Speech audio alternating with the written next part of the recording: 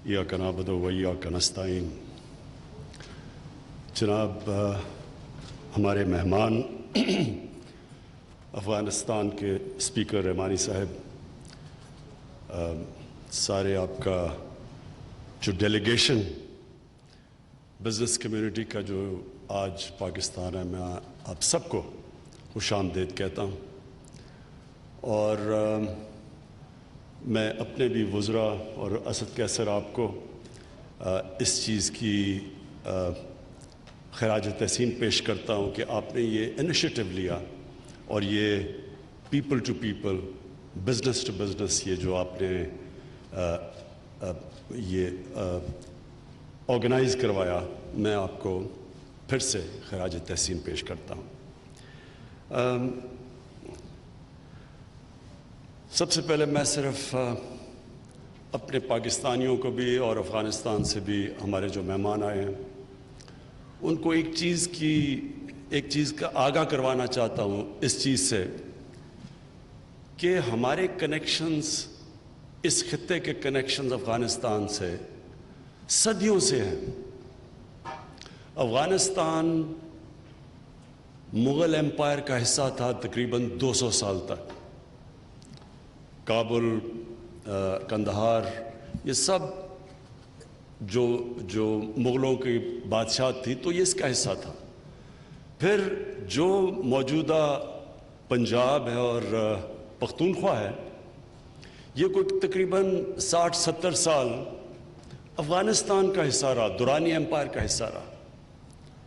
और यहाँ जो हमारा कबायली इलाका था, अफ़गानिस्तान से जो पविंदे थे, ये कबीले थे जो कि तिजारत करते थे, ये सदियों से निकलते थे अफ़गानिस्तान से, कबायली इलाके से होते हुए ये कलकत्ते तक जाते थे तिजारत करने के लिए। और ये जब तक अफ़गान वॉर शुरू हुई, ये जो अफ़गान जहाद, तब तक ये पविंदा जो तिजारत करने वाले, जिनको नोमैड्स कहते थे, ये अफ़गानिस्तान से चीज़ें लेके आते थे हिंदुस्तान तक, और हिंदुस्तान बल्कि सेंट्रल एशिया से हिंदुस्तान तक, और फिर हिंदुस्तान से सारा माल वापस लेके जाते थे। तो ये बड़ी कनेक्टेड है ये इलाका एक दूसरों से, और ये हमारी तारीख़ है। जब यहाँ मुग़ल हुकूमत करते थे और उससे पहले जो सल्तनत थी दिल्ली की, तो जो ज़ुबान बोली जाती थी कोर्ट के अंदर दरबार में, वो फ़ारसी बोली जाती थी, जो कि अफ़गानिस्तान के भी ऑफिशियल, हालांकि पश्तो भी है, लेकिन फ़ारसी बोली जाती है। तो ये कनेक्शन बड़ा पुराना है। हमारी बड़ी बदकिस्मती कि जो हुआ है, और अफ़गानिस्तान के अंदर जो ट्रेजेडी हुई, 40 साल से इंतशार है अफ़गानिस्तान में। और इसका जिस मुल्क को अफ़गानिस्तान के बाद सबसे ज़्यादा नुकसान इस इंतशार से हुआ है, वो पाकिस्तान है। और ख़ास तौर पे ये जो पिछले 18 साल से जो वॉर ऑन टेरर के नाम पे जो ये जंग हुई, अफ़गानिस्तान के बाद सबसे ज़्यादा नुकसान पाकिस्तान को हुआ इसका। और फिर हमारे में इख्तलाफ पैदा हो गए, शक व शुबहात पैदा हो गए, और कई अभी भी हमारे मैं देखता हूँ कि अभी भी फंसे हुए हूँ पुराने दौर के अंदर। देखिए, माजी जो होता है, माजी एक इंसान या एक कौम के लिए सिर्फ एक मकसद है इसका। इंसान माजी से सीखता है, माजी में रहता नहीं है। जो इंसान माजी में फंस जाता है वो आगे नहीं जा सकता। तो हमारे अब वक्त आ गया है कि हम रियलाइज़ करें कि माजी में हमने क्या खोया, क्या पाया, क्या सबक है। जो सबक माजी आपको सबसे ज़्यादा, जब आप तारीख़ को पढ़ते हैं तो वो आपको सिखाता है आपकी गलतियाँ, आपकी कमज़ोरियाँ, आपकी ताकत। तो हमने, पाकिस्तान ने तो ये माजी से सीखा है कि अफ़गानिस्तान की तारीख़ है कि कोई भी बाहर से, और बड़ी पुरानी तारीख़ है, अंग्रेज़ों के ज़माने की तारीख़ है, کہ باہر سے افغانستان میں کوئی انفلوئنس نہیں کر سکتا. افغانستان کے لوگ اپنے فیصلے کرتے ہیں. ان کی وہ باہر سے انٹرفیرنس کبھی کامیاب ہوتی نہیں ہے افغانستان میں. تو پاکستان کا تو ہم نے جو سیکھا وہ یہ ہے کہ جو بھی افغانستان کے لوگ چاہیں، جیسی حکومت وہ چاہیں، جس کو وہ منتخب کرنا چاہیں، یہ افغانستان کے لوگوں کا فیصلہ ہے. اور پاکستان جو بھی افغانستان کی حکومت ہوگی اس کے ساتھ کام کرے گا، اس کے ساتھ پوری اپنی ریلیشن شپ مضبوط رکھے گا. اور کوئی یہ جو ماضی میں ہمیں ایک بہت بڑا، خیر ابھی بھی ہے، کہ ہمارا جو ایک ہمسایہ ہندوستان 7 گنا بڑا ملک ہے، 3 جنگیں ہو چکی ہیں اس سے، اور موجودہ جو ہندوستان کی حکومت ہے 72 سالوں میں کبھی بھی اتنی مسلمانوں سے نفرت کرنے والی ہندوستان میں حکومت نہیں آئی. یہ جو نریندر مودی کی حکومت ہے، جو RSS ہے، RSS آپ اس کی تاریخ پڑھ لیں، وہ تو چاہتے تھے کہ ہندوستان سے مسلمانوں کو ایتھنکلی کلینز کر دیا جائے. ہم نے بڑی کوشش کی ان سے دوستی کرنے کی. میں ہندوستان کو سب سے اچھا جانتا ہوں، کرکٹ کی وجہ سے میرے تعلقات، دوستیاں تھیں وہاں. تو میں نے شروع میں بڑی کوشش کی، لیکن میں نے ایک وقت مجھے سمجھ آ گئی کہ یہاں کوئی فائدہ ہی نہیں، کیونکہ وہ نظریاتی طور پہ ہمارے خلاف ہیں. اور انشاءاللہ کوشش پھر بھی کرتے رہیں گے، لیکن یہ سمجھنے کی بات ہے کہ جو آج ہندوستان میں ہو رہا ہے یہ کبھی پہلے ہندوستان کی تاریخ میں نہیں ہوا.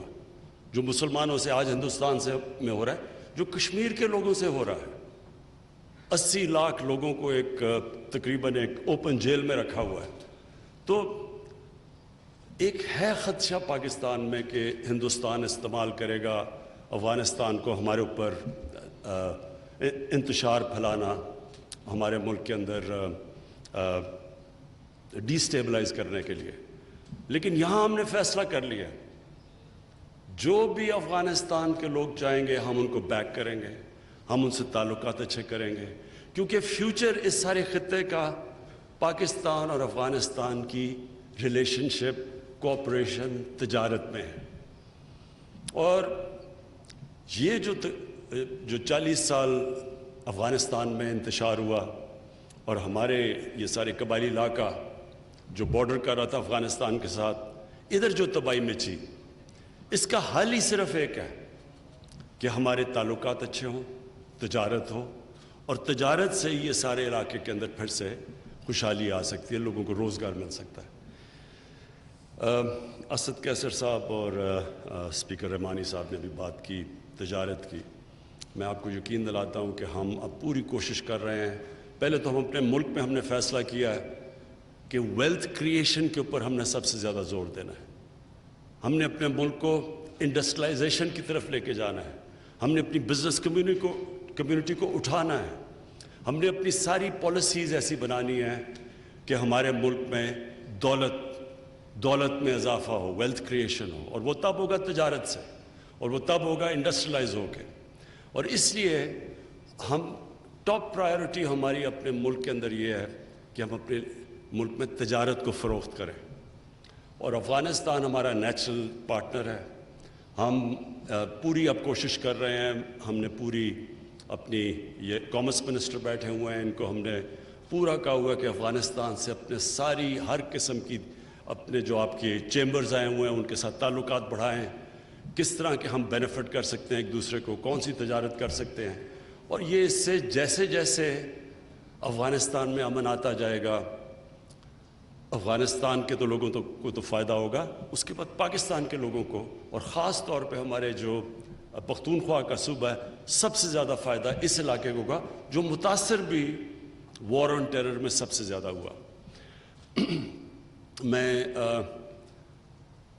اسپیکر رحمانی صاحب، آپ نے کہا کہ ہمیں پوری کوشش کرنی چاہیے. آپ یقین کریں کہ جو آج پاکستان کوشش کر رہا ہے کہ افغانستان میں امن ہو، کوئی اور ملک اتنا کوشش نہیں کر رہا پاکستان جتنی، کیونکہ ہم چاہتے ہیں کہ ہمارا مستقبل یہ ہے کہ افغانستان میں اب امن ہو، تاکہ اس سارا علاقہ سینٹرل ایشیا تک کنیکٹیوٹی ہو, تجارت کھلے. اور میں آپ کو یقین دلاتا ہوں کہ میری حکومت جب سے آئی ہے ہماری ساری کانسنٹریشن یہ ہے کہ کسی نہ کسی طرح طالبان, پہلے امریکنوں سے ہم نے بات چیت کروانے میں پورا زور لگایا, اس کے بعد افغان گورنمنٹ کے ساتھ, اور آج بھی ہماری پوری کوشش یہ ہے کہ یہ وائلنس کم ہو.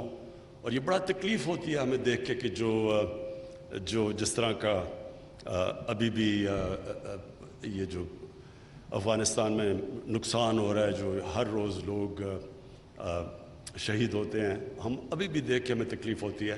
ہم یقین آپ کو دلا رہا ہوں کہ ہم پوری کوشش کر رہے ہیں, ہماری گورنمنٹ, ہماری فوج, ہماری انٹیلیجنس ایجنسی سب پوری کوشش کر رہے ہیں کہ کسی نہ کسی طرح افغانستان میں وائلنس کم ہو, سیز فائر ہو اور امن آئے. میں پھر سے آپ سب کو خوش آمدید کہتا ہوں, بزنس کمیونٹی کو خوش آمدید کہتا ہوں, افغانستان سے جو آئے ہیں. میں اسپیکر صاحب آپ کو اور آپ کے ڈیلیگیشن کو, رحمانی صاحب, ان سب کو پاکستان میں خوش آمدید کہتا ہوں. اور میری ایک خواب ہے کہ یہ پروگریس جب ہوتا رہے گا, ہمارے تعلقات اچھے, تو ہمارے بھی اوپن بارڈرز ہوں گے, جس طرح کہ یورپین یونین کے اندر تجارت کے لیے اوپن بارڈرز ہیں, اور سارے یورپ میں سٹینڈرڈ آف لیونگ اوپر گئی جب تجارت بڑھتی ہے. تو انشاءاللہ ہم ایک دن اللہ سے دعا کرتے ہیں کہ ہماری بھی اس طرح کی ریلیشن شپ ہو. بہت بہت شکریہ.